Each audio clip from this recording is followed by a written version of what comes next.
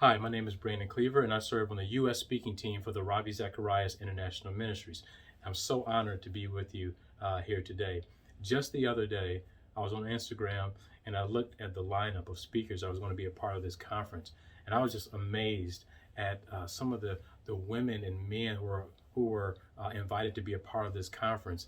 And when I saw that slate of speakers, I just considered it an even greater pleasure and privilege to be invited by Afua and the rest of the committee to speak with you here today. So thank you again so much for the invite. I really appreciate it. So what I want to talk to you today, the title of my talk is Clarity on Ethnicity in a Society of Enmity. You see, there's no doubt that in our society, there's so many clashes and controversies, these constant encounters that we're seeing in the news and reading about in the newspapers.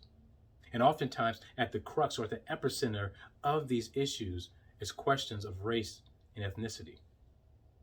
So how does our views of race and ethnicity actually impact how we see these events and actually how we treat our neighbors? So I want to show you a few pictures here. And as I show you these pictures, I'm going to ask you some questions just for you to reflect on. So with this first picture here, what's going through your mind? What's perhaps some of the feelings that are welling up inside of you? What are some of the conversations that perhaps you've had around these issues of race and ethnicity of recent? And how have they impacted not only you personally, but also your relationships with others? And finally, what are your ultimate thoughts on these issues? See, several years ago, I worked for Thomson Reuters as a technical writer. And one day when I was in the break room with a friend of mine who was also a co-worker, and he was a Christian, and as usual, he had his coffee, I had my tea. He was trying to get me to drink coffee. I told him I don't want to drink. That's a story for another day. Anyway, we were in our usual positions in the break room, and we were watching the television. Now, this happened to be one of those instances, or one of those times where a young, unarmed black man was killed by a white police officer. And there was some protests and rioting being shown on the television. And I remember seeing out of the peripheral of my eye, my friend with holding his mug, and his fist began to clench around the handle of his mug. And he shook his head back and forth. And I'll never forget what he said. As he was looking at the screen, he said, "Those hoodlums, who do they think they are, destroying their community like this?" Now, in no way at all would I ever condone the destruction of property or anything like that. But when I saw that, my reaction was actually quite different. I began to think about the pain and the frustration that could well up inside of people to make them lash out in these very visceral ways. And I said to my friend, as we talked about this, I said, one thing that comes to mind is a quote by Martin Luther King Jr. I think it was actually his father that actually said this to him. But he said that riot is the language of the unheard. Now, the point of this story isn't to say that, well, Brandon was right, or my friend who happened to be white, that he was right, or that Brandon was wrong, or my friend was wrong. No, that's not the point of the story. The point is that how could two Christians come to view this at such polar opposites? How are we viewing these things so differently? Just last year, I read a couple autobiographies, and these two really stuck out to me because both of them actually dealt with men whose names were Tom. So in one instance, you had this man, again, his name was Tom. He was born in Harlem, New York, which, if you are familiar, it's in the north of the United States. And he was born in the 1940s. So if you know, in the 1940s, this was a time of a lot of explicit racism and things like that going on. Now, he was a talented young black man, and he grew up in a religious home. And he became president of the school's student body. And remember, he grew up in church, but as he grew older, he began to drift further and further away from Christianity. You see, as he began to hang out with different people, these questions of, is Christianity the white man's religion? And all the racism that was going on in society created this chasm between him and the faith that he had grown up with. And eventually, as time went on, he joined a gang. And he didn't just join any gang, he joined the gang of gangs, the Harlem Lords. And remember, I said that he was a smart young man. So he didn't just join this gang, he actually became this incredible gang strategist. And he got to the point where he was going to initiate, and he was planning the largest gang war up until that time in the history of the Harlem Lords. And this is what he said in his autobiography. He said, in the middle of all of this, one must come to grips with where racism really lies. And so I became very angry and very bitter. I got to the point where I could bust a bottle across a fellow's head and be undisturbed about it, break the bottle in half, and dig the glass in his eye and not bat an eye. He goes on to talk about this knife that he had, that it had 22 notches in the handle of that knife. And he said that meant that that blade had gone into the bodies of 22 different people. And then he said 3 sobering words. I didn't care. See, then you had this other town.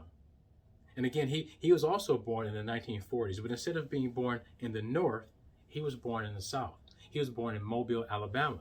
Now, again, this was a time of intense racism and what was called Jim Crow laws, these separate but equal. And so his entire environment, his entire milieu, he would go in and out of stores and in and out of buses and things like that. And you would see whites only here or colors only there. But this time didn't just grow up in this environment. He adopted its ideologies. And in fact, he didn't just adopt these ideologies, but he wanted to enact them as well. So he joined the KKK and he became a neo-Nazi. And he joined it not in some passive way, but he actually went on to help plan and helped enact an act of domestic terrorism. You see, he was on the way to bomb the home of a Jewish leader in Massachusetts. Friends, our perspectives, and hear me here, our perspectives on identity, and in particular, in the context of this talk, ethnic identities, greatly influences our individual ethics and communal actions. You see, for me, I'm nearsighted. So when I wear my glasses or the contacts that I have on right now, they help me to see far. They help me to see things that I'm otherwise unable to see, or at best, things that are difficult for me to see. But if, for instance, I put on my mom's reading glasses, they won't help me. They only perpetuate or preserve things that are already within my proximity, things that I can already see. But here's the important point. Depending on the lenses that we use to shape our views on ethnicity, it will greatly impact our relationships to one another. So I want to give you three suggestions to help provide some clarity on ethnicity in a society of enmity. And the first one is, first, I want to define who we are as human beings.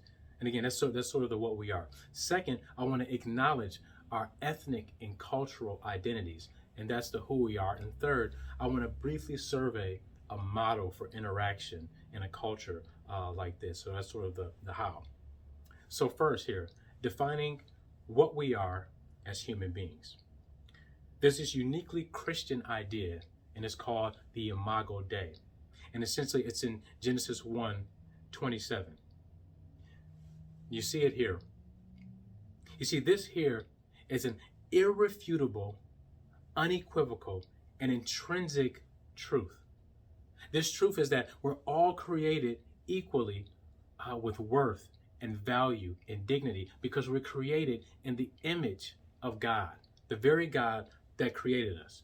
You see, there is no incremental bequeathing of the image of God, and there are no nuances or degrees to the image of God. As Martin Luther King once said, there are no gradations in the image of God. Every man, from a treble white to a bass black, is significant on God's keyboard, precisely because every man is made in the image of God. And one day, we will learn that. We will know one day that God made us to live together as brothers and to respect the dignity and worth of every man.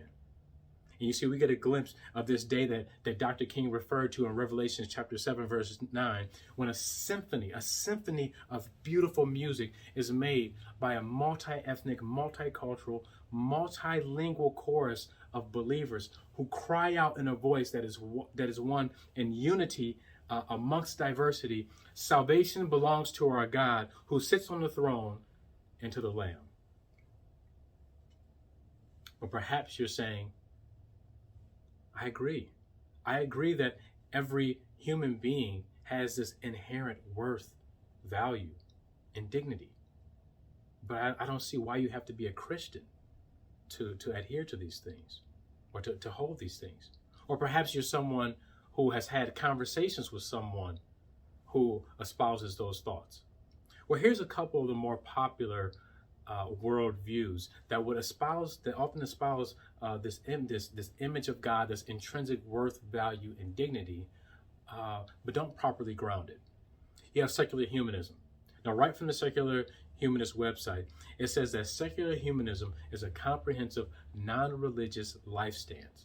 It affirms the inherent dignity and value of human beings, but it does so without a concrete justification. In other words, what it's doing is it's borrowing from the Judeo-Christian perspective, but it doesn't provide a foundation, a firm foundation like Christianity does. In other words, they're cherry picking. So perhaps you've heard of this term cultural appropriation. It's a sort of a firebrand word or phrase, I know. But essentially, cultural appropriation is this idea that someone from outside a culture takes an element of it and claims it as their own. Well, this is what I like to call, in the context of our discussion here, religious appropriation. Religious appropriation is taking elements from outside of that religious tradition and then claiming them, taking elements from a particular religious tradition and then claiming them outside of that religious framework. So in other words, with secular humanism, without an objective standard, without the things like value, meaning, and identity are in a constant state of flux, and it's merely dependent on the whims of society or on one's feelings. And then you have something like pantheism. You see, pantheism is this idea. It asserts that God is all and all is God. In other words, everything is divine. Perhaps you've heard of it before. A lot of celebrities, for example, adhere to pantheism. But on pantheism, everything, again, is divine. And in fact, there exists no other reality than the divine. So we're even delusional to think that I, for example, am an individual or that I have a personal soul. So hear me here. A concept like the image of God is nonsensical in pantheism. And here's why. There is no self to have an image of God. And since everything is connected and divine, there's nothing to be made in the image of. You see, friends, the concept of the Imago Dei, or the image of God, is really a revolutionary one. And C.S. Lewis talks about this in his book, The Weight of Glory. He says, there are no ordinary people. You have never talked to a mere mortal. Nations, cultures, arts, civilizations, these are mortal, and their life is to ours as the life of a gnat. Isn't that strange? Isn't that interesting? When we think about nations, cultures, arts, civilizations, it's these things that we think. You think of the Roman civilization, for example. We think of this as lasting for so long, but people just, lasting only such a small, short amount of time. But he says, no, it's these things, the nations, the cultures, the arts, these things are mortals.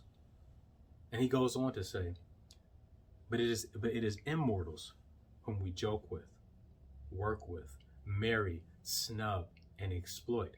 And then he gives you two ways to think about people. He said, immortal horrors or everlasting splendors.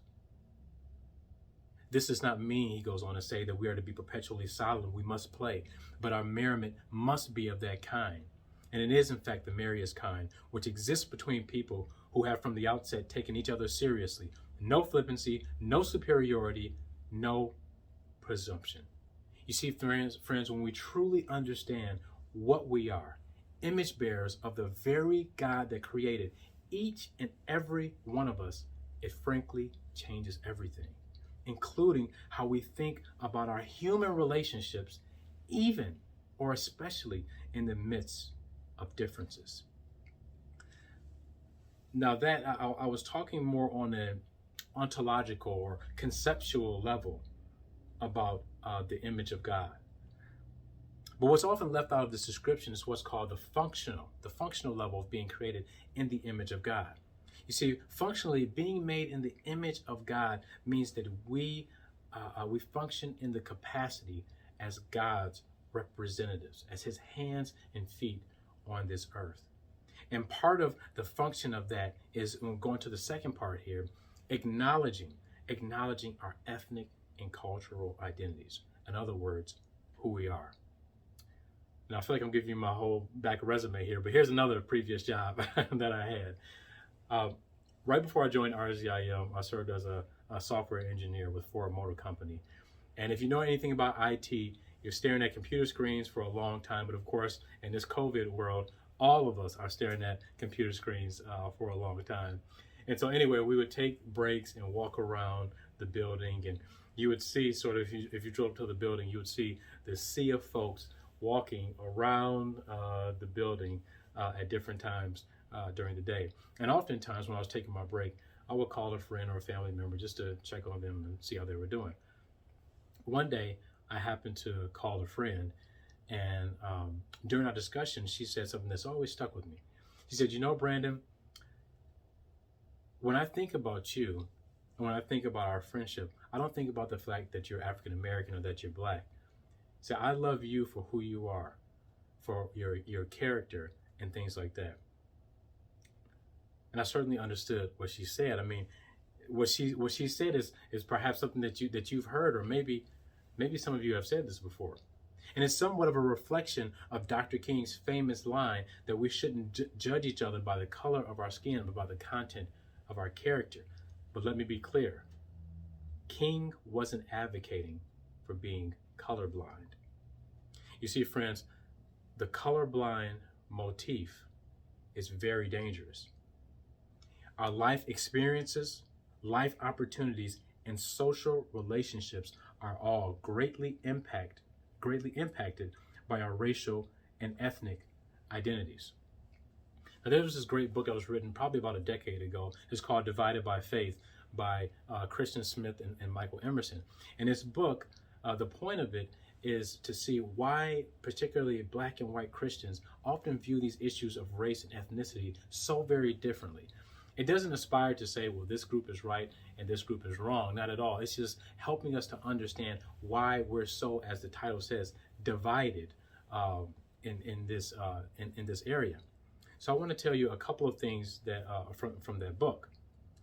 It said that 4% of white Protestants named racism as an issue. Now remember, this is like 10 years ago. 4% of white Protestants named racism as an issue. A third of African American Protestants cited racism, with a quarter of them saying it's the single most important issue for Christians to address. Some other statistics that they had is that African Americans are 3 times more likely than white Americans to feel that conditions for Blacks are deteriorating. And this is the commentary they had under this section. They said after hundreds of years of effort, far from being brought closer together, white and Black evangelicals and Americans in general are widely separated, perceiving and experiencing the world in very different ways. And a colorblind mentality only contributes to this growing chasm. Now, perhaps you're saying to yourself, well, Brandon, you even said it. That was 10 years ago. Surely things have changed since then. So here's more recent info from a Barna research poll. It said that only 2 in 5 white practicing Christians, that's 38%, believe the U.S.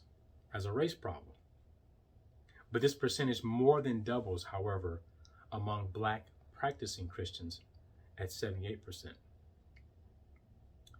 It also said that 35% of professing white Christians feel motivated to address racial injustice, while 70% of black professing Christians feel motivated to address racial injustice. Now, one of my professors at Moody Theological Seminary, Dr. Brian Tucker, he's done a lot of very academic work on the New Testament writer Paul, and specifically what Paul has to say about our social identities. And he wrote this book called Altogether Different. And here's what he said. He said, many think that if we would just acknowledge our new identity in Christ and recognize that all that came before it is irrelevant, then the difficulties created by the church's cultural diversity would simply take care of themselves. One problem with this oversimplified approach is that the cultural assumptions of the majority, no matter which culture happens to be in the majority, tend to be taken as the default approach to life. But those who are the minority, no matter who makes up the minority, are left to wonder about their uniqueness. See, a colorblind mentality is a denial of an important part of who I am, of who you are, and our experiences. In an effort to affirm the whole person, you unconsciously reject the parts that helped establish the whole. As Julian Bond, American social activist and politician, civil rights leader, once said, to be blind to color is to be blind to the consequences of color. And friends, if I can leave you with one thing on this issue here, in Christianity, our racial and ethnic identities aren't revoked or rejected, they're redeemed. And we see a model for just how they're redeemed, the beauty that's seen in our racial and ethnic identities, particularly in instances of controversy and contention and discord, when we look at the story of Jesus and the Samaritan woman in the Bible. You see, Jesus and his disciples were leaving one town and going to Judea. And the text says that he had to go through Samaria to get to Judea. Now, it's interesting that he used the word had, because really he didn't have to. In fact, if you know the history, many of the Jewish people during this time on their trek to Judea would actually go around Samaria, so not to deal with those Samaritans. Now, why would they do that? You see, between the Jewish community and the Samaritans, there was literally hundreds and hundreds of years of racial and ethnic discord. You see, the Assyrians had conquered the Israelites, and through intermarriage of the Assyrians and some Jews, there was this new ethnicity that formed called the Samaritans. Now, they believed, the Samaritans, that their form of worship was correct, while the Jews believed or viewed them as half-breeds and with pagan rituals and beliefs. So all this was bound up. All this history was bound up into this narrative and this conversation. So it serves as a backdrop of this conversation with Jesus and this Samaritan woman.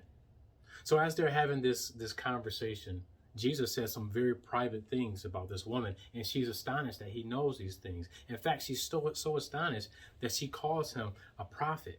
And as their conversation continues, she eventually says, one day I know that there's this Messiah is coming, and she's talking about how she can't wait for this day. And Jesus reveals to her in that moment that is him, that he is that Messiah. So sitting next to this well with water that will provide temporary sustenance, he offers her living water. You see, Jesus was surely aware of the hundreds of years of racial and ethnic discord that was bound up in their two people groups. He was surely aware of all the ethnic and cultural baggage. He knew about all of her, the false religious practices of the Samaritan people, but he also never lost sight of the fact that she was an image bearer of God. And so the living water that he offered her, it wasn't the temporary sustenance of the well, but it was the eternal salvation. As Sarah Shin put it in her book, Beyond Colorblind, when she was reflecting on this story, ethnicity no longer serves as the confines of mission. It becomes the vehicle, the sacred vessel in which God's story comes to light. Now, earlier, I told you a story, actually two, about these two different times. And if you remember, there was this one who was born in the North. He was African American. He was born to a religious family, and he eventually left the faith and joined a gang. And he was about to start up one of the largest, or the largest gang war in the history of the Harlem Lords at that time. But just before he could accomplish that, he was met by a man on the street, a preacher. And his preacher, during their conversation, read to him 2 Corinthians chapter 5, verse 17. And that verse says this: "Wherefore, if any man be in Christ, he is a new creature. Old things are passed away, and behold, all things are become new." And this is what Tom Skinner said after reflecting on this. He said, "For the first time, I took a good look at Tom Skinner. Not so much what I had done, but what I had become. Arrogant, proud, bigoted, hateful. I was as bigoted as any white racist. So in other words, the people who he had come to hate, he had become." He goes on to say, "And yet, here was a man saying that Jesus Christ was prepared to change all of that." So we see here Tom Skinner was a man filled with such anger, but changed by the words of the one who offers living water. And there was this other Tom. Remember, he was born in the South, in a society drenched in explicit racism, where whites only and coloreds only was on everything and around everything. But he didn't just he didn't just live amongst these ideologies. He adopted them, and he joined the KKK, became a neo-Nazi, and then he went on to want to try and commit an act of domestic terrorism at a Jewish leader's home. And on his way there, he was in the car with a woman. The FBI caught wind of this, and they went on this incredible chase. The woman in the car ended up getting killed, and Tom himself ended up getting captured and shot with a shotgun at point blank. And he went to prison. He went to Parchment prison for many, many years. And it was during that time he stumbled upon some of Jesus's words, particularly Jesus's words in Matthew chapter 16, verse 26. And that verse says, "For what will it profit a man if he gains the whole world and forfeits his soul? And what shall a man gain in return for his soul?" You see, Tom Terrence started to realize that he had been selling his soul for selfish ambition. And this is what he said in his autobiography. He said, "I was overcome with deep sorrow for all of the prejudice, hatred, violence, immorality, for the evil of my whole life. How could I have done these things? And as I saw what I was really like, I wept and wept and wept." Two men, two different ethnicities, two different cultures, two warring ideologies, both were brought together by an encounter with the one and true living God, Jesus Christ. Both became staunch advocates for racial reconciliation. You see, it was Jesus Christ who changed both of their hearts and helped provide clarity on ethnicity amidst all of the enmity and confusion and contention in their lives and in their cultures. And I wonder if that type of change can happen in our culture and in our lives as well today. You see, when your identity, significance, and dignity come from human beings, then naturally other human beings can take it away. But when it's grounded in a fixed, unmovable, transcendent source, then no one can take it away. And that source is Jesus. See, you including your race and ethnicity, everything about you. The next time you look in the mirror, I don't want you to just see your flaws. I want you to see yourself just how C.S. Lewis described, an everlasting splendor. But don't just see yourself like that. See others as that. Particularly, and this is the hardest, particularly in these instances where there is enmity, where there is frustration, where there is differences, will you see others as everlasting splendors? See, the Bible says that you were fearfully and wonderfully created. And in fact, you're so wonderful that Jesus Christ showed just how valuable you are by paying the ultimate price for you. He allowed himself to be brutally sacrificed on a Roman cross so that you can have eternal life with him. And that eternal life will be with a multi-ethnic and multicultural multitude of people who have all placed their faith and their trust in him. I'm coming to a close here, but John Perkins wrote a book called One Blood. And in this book, he gives an African proverb. He says, "When I saw you from afar, I thought you were a monster. But when you came closer, I saw that you were an animal. When you got even closer, I saw that you were a human. And when we were face to face, I saw that you were my brother." Proximity breeds familiarity. And the more we come to embrace one another, the less we'll be inclined to exclude. Thank you so much.